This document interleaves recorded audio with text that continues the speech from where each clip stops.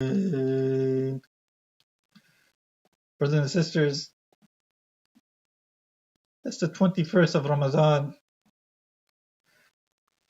and Mawla Amir al-Mu'mineen, he looks towards Imam Hassan alayhi salam and he sees that his eyes have been injured due to excessive crying. Imam Ali alayhi salam says to his son, "O my son Hassan, do not cry this much." Imam Hassan alayhi salam, he replies, "O father dear, if I do not cry now, then when will I cry? My grandfather left, my mother left, and now you are leaving me also. Father dear, who are you entrusting me to?" When Imam Hassan alayhi salam asked this question to Amir al-Mu'mineen, Imam Ali alayhi salam, he calls all of the kids and one by one entrusts them to Imam Hassan alayhi salam. But brothers and sisters, Al-Abbas alayhi salam is still standing and waiting to be called. When Ali alayhi salam does not call Abbas, Baneen, she comes and she asks, "Ya Amir al-Mu'mineen, have I or my son Abbas done anything to upset you?" Ali alayhi salam, he replies, "No, Baneen, neither you nor Abbas have done anything wrong.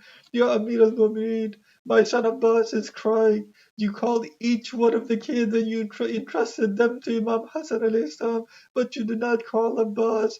Ali alayhi salam, he replies, "O Baneen, I married you for the sake of this child. Ya Baneen, I raised Abbas for the sake of my son Hussein." Brothers and sisters, Abbas was waiting by the door, and Ali, he calls out, "Oh Abbas, my son, come to me." Abul Fazl Abbas alayhi salam, he runs from the door and he sits down next to his father. Ali says to his son, "Oh Abbas, put your hands on top of Hussein's hand." And Abbas alayhi salam, he replies, "Oh father dear, I'll put my hands on top of Hussein's feet." When Abbas stretched out his hands, he says, Ali alayhi salam, he says, "O my son, when Hussein becomes a traveler, when he is alone, then at that time stay with him for my sake." Brothers and sisters, it's Asra Ashur, and there are no more companions left, nor is there Ali Akbar left. Abbas, he asked for permission to fight, but Imam Hussein, he says, "No, Abbas, you are the commander of this army." Abbas alayhi salam, he looks around and he says, "Oh my master, what army am I the commander of? Master, there's no army left for me to command." Hussein, he says, "Ya Abbas, go bring some water for the children." Abbas alayhi salam, he makes his way to Farad and he wants to drink some water. After he picks it up in his hands, he remembers the thirst of Sakina and he says to himself, "O self, how can you drink this cold water when the children of Hussein are thirsty?" He throws the water and makes his way back to the camp. On his way back to the camp, some soldiers of Yazid, they hid behind trees and attacked my master, severing his arms. Then another soldier, he shoots an arrow, striking Abbas in the eyes. Abbas, he goes into a ruku position so that he can take the arrows out. His arms were severed. Maybe he wanted to take the arrows out with his knees. As soon as he went into ruku, another soldier, he struck my master on the back of the head. This is when my master, he sends his last salam to Imam Hussein alayhi salam. "Assalamu alayka ya Aba Abdullah."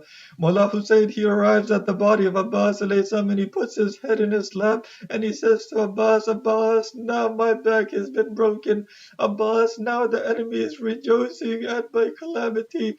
Abbas opens his eyes and he says, "Oh my master, thank you for the trouble for coming here. Master, Ya Babulilm, master, I would like to trouble you one more time. I had heard from my mother that when I was born, the first face I looked at was your holy face.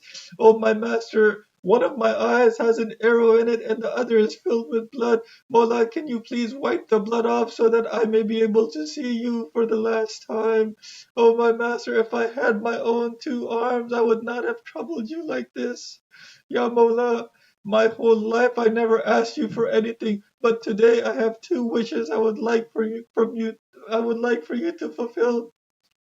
Imam Hussein, he replies, "Brother Abbas, tell me what those two wishes are." "Mola, my first wish is that you do not take back my body to the camp. Please leave my body here." "Why?" "Because I had promised Sakina I would bring back water, but now I am ashamed to see her." "Tell me, Abbas, what is your second wish?" "Mola, whoever comes to me for visiting, may they not go back empty-handed from here." Abbas, until today you were known as Qabr Bani Hashim. After today you will be known as Babul Hawa'ij. But brother Abbas, I also have a wish I would like for you to fulfill. All your life you referred to me sometimes as Imam and sometimes as Maulana. Abbas just one time referred to me as brother. Abbas, he replies, Maulana, this is how my mother raised me. This is how my mother raised me. Brothers and sisters, in a state of extreme thirst, Sakina was waiting for her uncle Abbas. When she sees her uncle's flag come towards the camp, in a state of joy, she tells the children, look, my uncle Abbas is coming back with water. When Hussein alayhi salam reaches the camp with Abbas's flag, Sakina, she cries and she asks, Ya Abati, Ain al-Ammi, Ain al-Abbas. Oh father dear, where is my uncle? Where is Abbas? Zainab, she gets out of the tent again. Zainab, she gets out of the tent.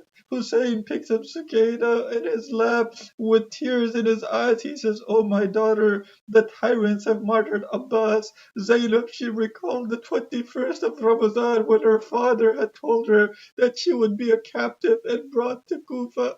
At that time, she had said, Oh, father dear, how would I become a captive when I have a brother as courageous as Abbas? Now Zainab, she knew. Now Zainab knew why her father had said it. When this news reaches the tents, the sounds of crying, they could be heard. Ya Muhammada, Ya Aliya, Ya Jafara, Ya Hamzata.